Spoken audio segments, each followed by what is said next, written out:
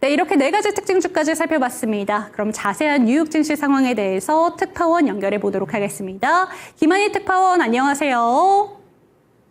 네, 안녕하세요.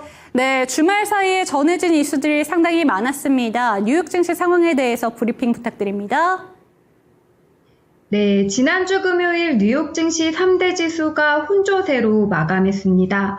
국경일인 노예 해방 기념일을 맞아 전날 하루를 쉬고 이날 다시 문을 연 뉴욕 증시 투자자들은 이란과 이스라엘 전쟁, 트럼프 미국 대통령의 다음 행보에 촉각을 곤두세우면서 움츠러들었습니다. 3대 지수는 다우 지수만 강보합세로 장을 마쳤을 뿐 약세였는데요. 이날 다우존스 30 산업평균 지수는 전 거래일 대비 0.08% 올랐습니다. 반면 S&P 500은 거래일 기준으로 사흘을 내리밀렸는데 이날은 0.22% 하락했습니다. 나스닥은 반도체 종목들이 고전하면서 0.51% 하락 마감했습니다. 3대 지수는 주간 단위로도 혼조세였는데요. 다우와 나스닥은 지난 일주일 동안 각각 0.02%, 0.21% 올랐고요. 반면 S&P 500은 0.15% 주간 하락률을 기록했습니다. 네, 미국 증시 상황에 대해서는 살펴봤습니다. 그런데 주말 사이에 큰 이슈들이 있었습니다. 어떤 내용들이 전달이 됐을까요?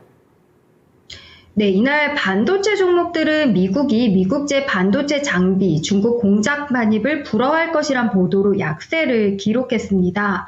미국 상무부의 수출통제부서 책임자가 한국 삼성전자와 SK하이닉스, 대만 TSMC의 미국산 반도체 장비 중국 공장 반입 규제 면제를 취소하려고 있다고 통보했다는 보도 때문이었는데요.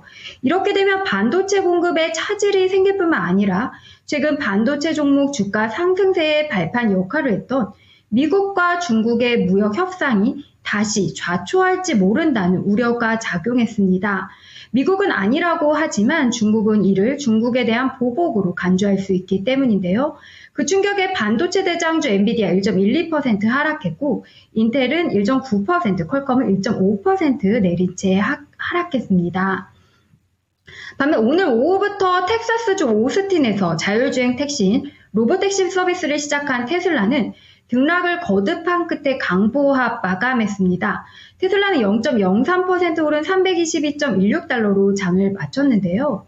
텍사스 주의 민주당 의원 7명이 테슬라 로보택시 안전성이 입증되지 않았다면서 관련 법안이 발효되는 9월 1일로 서비스 출범 시기를 연기하라고 주장한 게 주가 상승세의 발목을 잡았습니다. 장중 3% 넘던 주가 오름세가 막판에 약세로 돌아섰다가 간신히 강보합 마감에 성공했는데요. 일론 머스크는 오늘 오전 자신의 소셜미디어에 로보택시 서비스를 오늘 오후 오스틴에서 시작한다고 밝혔습니다. 승객들은 정액요금 4.2달러를 지불한다고 덧붙였는데요. 이날 오늘 서비스는요, 모델 Y 차량으로 10여 대만 운영되고 소수의 SNS 인플루언서에게만 제공됐습니다. 또 제한된 구역에서만 운행되고 복잡한 교차로는 피하며 사고에 대비해 원격으로 개입하는 운영자가 대기합니다. 네, 반도체와 테슬라에 대한 이야기 챙겨봤습니다. 하지만 주말 사이에 가장 큰 이슈는 미국의 이란 공격이 아닐까 싶습니다. 어떤 내용들이었을까요? 네, 트럼프 미국 행정부가 미국 동부 시간 기준으로 어제 미국 군사력을 활용해 포르도와 나탄즈, 이스파한 등 이란의 3개 핵시설을 직접 타격했습니다. 이스라엘과 이란의 분쟁에 직접 개입한 것으로 1979년 이란 이슬람 혁명 이후 미국의 이란에 대한 폭격은 처음입니다. 이번 공격은 이란 시간 기준으로 지난 13일 이스라엘이 이란에 대한 선제 공습을 감행한 뒤 두 나라가 무력 충돌을 주고받은 지 9일 만에 이뤄졌는데요. 이란에 대한 직접 타격을 고심하던 트럼프 대통령이 지난 19일 향후 2주 내에 이란에 대한 공격 여부를 결정하겠다며 최대 2주간의 협상 시한을 부여하는 듯한 발언을 한 지 이틀 만에 나온 기습 공격이기도 합니다. 미국 국무부는 오늘 기자회견을 열고 미군의 전날 이란 핵시설 공격은 이란 정권 교체 시도와 무관한 것이었다며 이란이 보복에 나서면 더 강력한 무력에 직면하게 될 것이라며 확전을 경고했습니다. 브리핑에 함께 자리한 댕케인 합참의장은 미군 B-2 폭격기 7대가 전날 작전에서 벙커버스터 14발을 투하했고 이란은 대응하지 못했다고 밝혔습니다.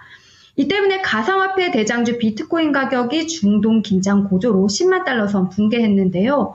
비트코인이 10만 달러 선 아래에서 거래된 건 지난달 8일 이후 약 한 달 반 만입니다. 지난달 22일 기록한 사상 최고가 11만 9,900달러보다 10% 이상 하락했습니다. FX 프로알렉스 쿱치게비치는 중동 사태가 다른 국가까지 확산하거나 이란이 해협을 실제로 차단하게 되면 전 세계 위험 선호 실리가 악화해 비트코인 가격이 더욱 하락할 수 있다고 전망했습니다. 네, 중동 위기가 확산되면서 이번 주 뉴욕 증시는 어떠한 포인트를 가장 중점적으로 봐야 될까요? 네, 일단 이란 의회가 자국 핵시설에 대한 미국의 폭격에 대응하는 차원에서 호르무즈 해협 봉쇄를 의결했습니다. 가장 좁은 곳의 폭이 약 33만 킬로인 호르무즈 해협은 걸프 해역의 입구로 걸프 산유국, 이란, 이라크의 주요 원유와 가스 수송로인데요. 이 해협은 수심이 비교적 얕아서 대형 유주선이 지나갈 수 있는 해로가 한정적인데 이런 대형 선박은 대부분 이란 영해를 지나야 한다는 점에서 이란이 사실상 해협을 통제하고 있습니다. 세계 원유 소비량의 약 25%, LNG 소비량의 약 20%가 이 해협을 지나는 것으로 추산되고 이곳이 실제 봉쇄되며 국제 유가가 급등해 세계 경제에 큰 충격을 줄 가능성이 있습니다. 1980년대 이란 이라크 전쟁 때 호르무즈 해협에서 상대방 유조선과 상선에 대한 공격, 기뢰 설치 등으로 이곳의 통행이 위협받았던 적은 있지만 이란이 이를 전면 봉쇄한 적은 없는데요. 이란의 보복 수위가 어디까지 갈지, 이번 사태가 얼마나 오래 갈지가 관건입니다. 전문가들은 호르무즈 해협이 진짜 폐쇄되면 국제 원유 가격이 지금보다 2배 가까이 치솟을 것이라고 경고하는데요. JP모건은 호르무즈 해협 봉쇄를 포함한 극단적인 시나리오가 현실화할 경우 국제 원유 가격 배럴당 120에서 130달러까지 급등할 수 있다고 분석했습니다. 골드만삭스, 시티그룹 등도 국제 유가가 배럴당 100달러 이내 내로 오를 수 있다고 봤고요.